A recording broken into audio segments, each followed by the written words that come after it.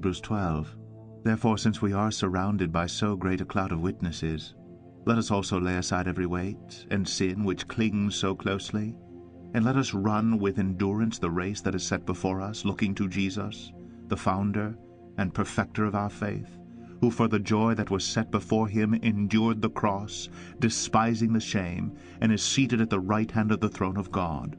Consider him who endured from sinners such hostility against himself, so that you may not grow weary or faint-hearted. In your struggle against sin, you have not yet resisted to the point of shedding your blood. And have you forgotten the exhortation that addresses you as sons? My son, do not regard lightly the discipline of the Lord, nor be weary when reproved by him. For the Lord disciplines the one he loves, and chastises every son whom he receives. It is for discipline that you have to endure. God is treating you as sons, for what son is there whom his father does not discipline? If you are left without discipline, in which all have participated, then you are illegitimate children and not sons. Besides this, we have had earthly fathers who disciplined us, and we respected them. Shall we not much more be subject to the Father of spirits and live? For they disciplined us for a short time, as it seemed best to them. But he disciplines us for our good, that we may share his holiness.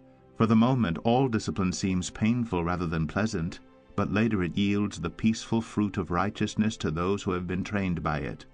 Therefore lift your drooping hands, and strengthen your weak knees, and make straight paths for your feet, so that what is lame may not be put out of joint, but rather be healed. Strive for peace with everyone, and for the holiness without which no one will see the Lord.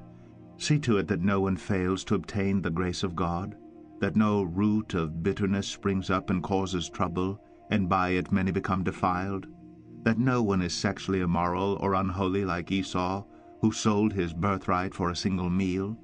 For you know that afterward, when he desired to inherit the blessing, he was rejected, for he found no chance to repent, though he sought it with tears.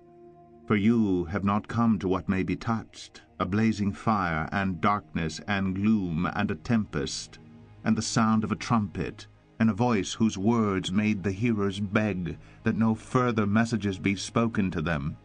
For they could not endure the order that was given, if even a beast touches the mountain, it shall be stoned. Indeed, so terrifying was the sight that Moses said, I tremble with fear.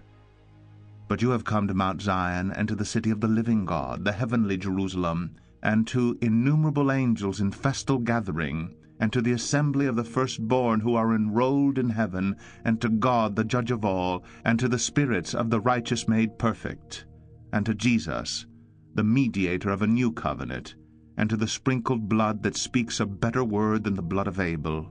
See that you do not refuse him who is speaking. For if they did not escape when they refused him who warned them on earth, much less will we escape if we reject him who warns from heaven. At that time his voice shook the earth, but now he has promised, Yet once more I will shake not only the earth, but also the heavens. This phrase, yet once more, indicates the removal of things that are shaken, that is, things that have been made, in order that the things that cannot be shaken may remain.